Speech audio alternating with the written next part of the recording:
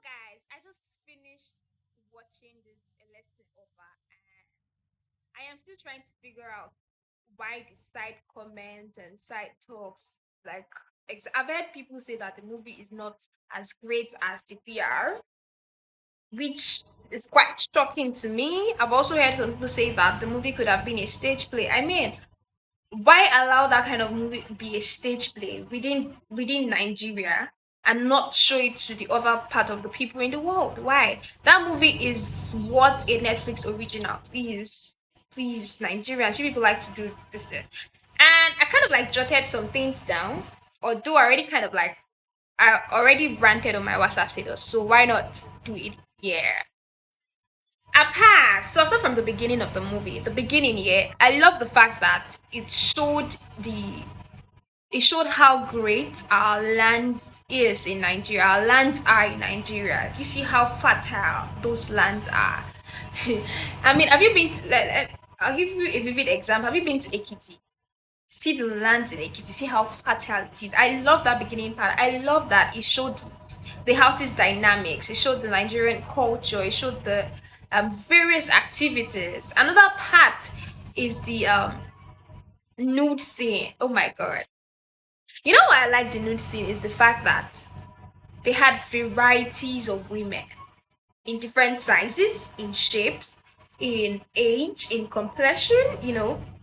Varieties. There was no okay. Oh, this is a set of light skin girls, this is a set of black skin. No, different. Even age, both old and young. The guy was really enjoying. Odukola Ogladi was really enjoying in that scene. Yeah, and the district officer and his wife. That's the whites. The white people representing the British British era when they were you get what I'm saying, Sha. They wore egungun clothing as costume. To them, they didn't see any they didn't see any penalty or penalty to it. And this saying about what you don't know will not kill you. Yeah, I think it relates to that because in the end of that movie, there was no penalty for them. To just stood there. But I think that scene was for comic or something, and yeah, kind of like worked. Yeah. Another scene is so before I say this scene, I think this is gonna end now. So I'm just gonna do a part two of what I think about the movie. Meanwhile, I'm baby lawyer though.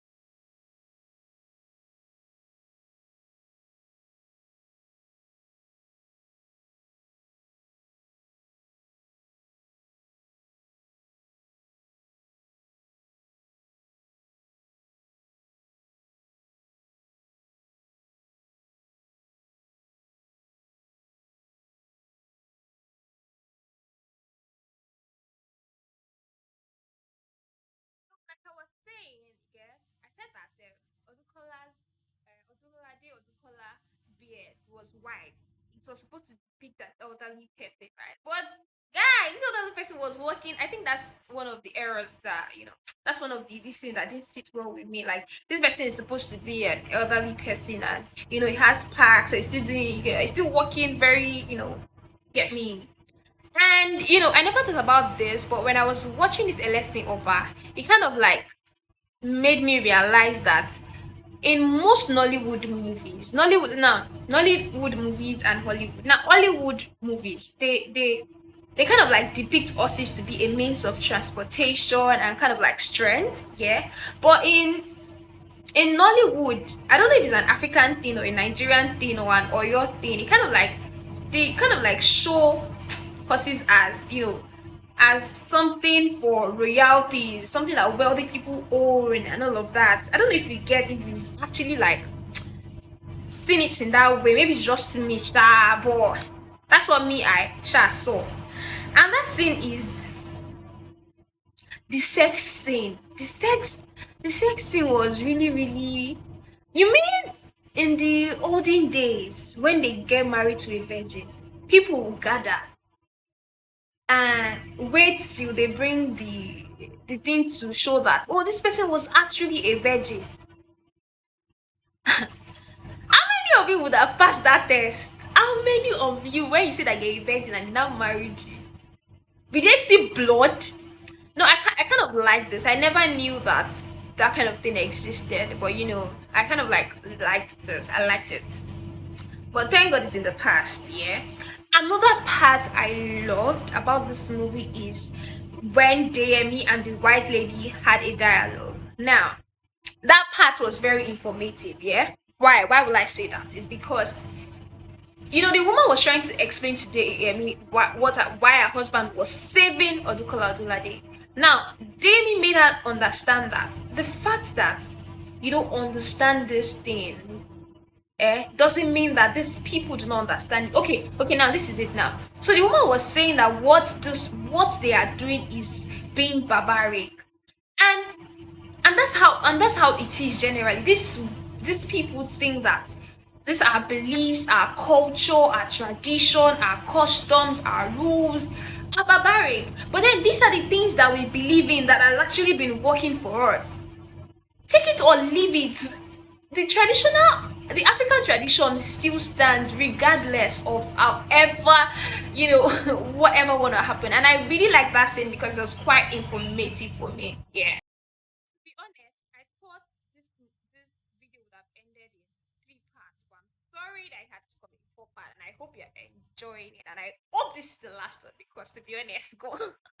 So another part I liked in this movie is the dialogue. So when the white man was speaking, when the white man was speaking, Odukola Olade was speaking Yoruba, there was no language barrier.